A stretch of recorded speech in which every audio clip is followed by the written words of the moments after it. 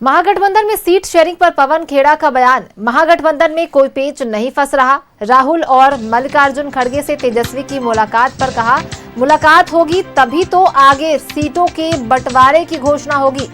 JMM के बयान पर कहा, सभी घटक दल मिलकर चुनाव लड़ेंगे। पवन खेड़ा का बयान, मुलाकात होगी तभी तो आगे सीटों के बंटवारे पर घोषणा होगी। अमित शाह ने खुद ही ट्वीट करके फिर नकारा है। ये गृह मंत्री हैं देश के गृह मंत्री अपने आप को एक सर्टिफिकेट दे रहे हैं कि मैं नाकारा हूं, मैं निकम्मा हूं, मेरे रहते इतने घुसपैठिए घुस गए। झारखंड में चुनाव आया तब भी घुसपैठिए आ गए थे, फिर चुनाव हार गए तो घुसपैठिए चले गए।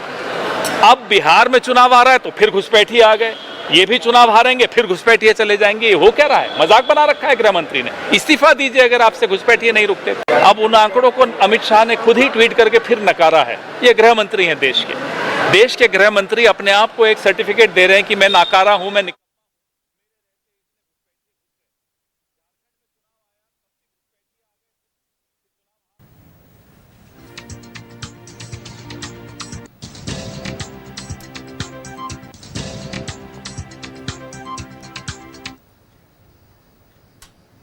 और इसी पर ज्यादा जानकारी के साथ सहयोगी राकेश हमारे साथ जुड़ गए। सीधा उनका रुख कर लेते हैं। राकेश, एक तरफ महागठबंधन के नेताओं का कहना है कि ऑल इज वेल है, समीकरण जो है वो क्या कुछ कह रहा है, क्योंकि अभी नेताओं का यही कहना ऑल इज वेल है, लेकिन जो बैठकें भी बुलाई जा रही, तेजस्वी यादव दिल्ली जाकर मिले भी हैं, लेकिन कुछ साफ नहीं है। अभी तक सीट शेयरिंग का फॉर्मूला महागठबंधन की तरफ से नहीं आया है।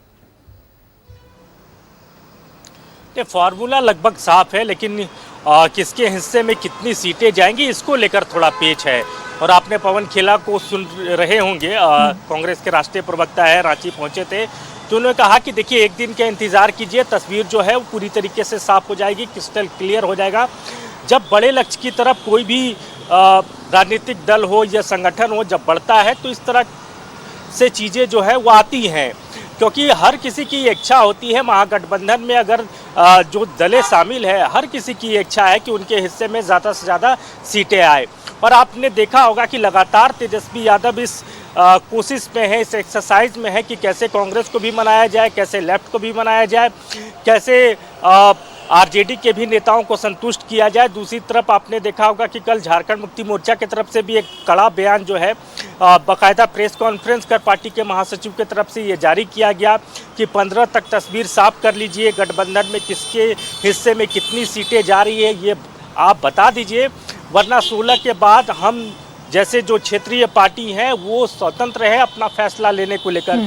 यानी एक तरीके से संकेत जो है वो साफ जेएमएम की तरफ से दिए गए कि हम अकेले भी चुनाव लड़ सकते हैं। तो इस तरह की परिस्थिति से फिलहाल तेजस्वी यादव जो है वो जूझ रहे हैं। यही वजह है कि आज तेजस्वी यादव दिल्ली पहुंचे, कांग्रेस के बड़े नेताओं से उनकी मुलाकात हुई है और देर शाम भी और बैठकें और एक्सरसाइजेज जो है वो होती रहेंगी। दूसरी तरफ आपने देखा होगा कि लेफ्ट के तरफ से भी अब ये कहा जा रहा है कि नहीं हमें ज़्यादा सीट चाहिए। तो हर दलों की ये इच्छा है कि उनके खाते में ज़्यादा से ज़्यादा सीटें आए, लेकिन 243 सीटों के बीच में ही तमाम दलों को एकोमेड करना है। तो ऐसे में तेजस्वी यादव के लिए एक बड़ा टास्क है। हालांकि कांग्रेस की भी इच्छा है, कांग्रेस भी चाहता है कि पिछले बार के मुकाबले इस बार उन्हें ज़्यादा सीटें मिले। तो अब कैसे तेजस्वी यादव सबको मनाते हैं, कैसे एकोमेड करते हैं वो देखना होगा।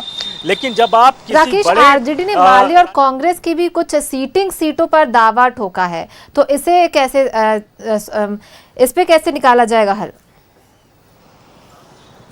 बिल्कुल आपने ठीक कहा। देखिए इस तरह की चीज़ें चुनाव के वक्त में आती है। जब महागठबंधन का स्वरूप तैयार होता है तो इस तरह से चीज़ें आती हैं। कई बार आरजेडी के जो सिटिंग सीट है वहाँ कांग्रेस की नज़र होगी, कांग्रेस को लगेगा कि नहीं वो वहाँ पहले से मजबूत है, लिहाजा ये सीट उनको मिलनी चाहिए। उसी तरीके से कांग्रेस की कुछ सीटों पर, सिटिंग सीटों पर आरजेडी की नज़र होगी। तो ये चीज़ें होती रहती हैं। यहाँ भी जब महागठबंधन का स्वरूप तय हो रहा था विधानसभा चुनाव के वक्त तो इस तरह की चीज़ें आई थी। लेकिन जब एक टेबल पर एक साथ लोग बैठेंगे, जब बातचीत होगा, संवाद होगा, तो जाहिर तौर पर इसका भी रास्ता जो है वो निकल जाएगा। सोनाली, चलिए बहुत बहुत धन्यवाद राकेश, आप नजर बनाए रखिए, हम आपसे तमाम अपडेट्स लेते रहेंगे। फिलहाल आपका बहुत बहुत धन्यवाद।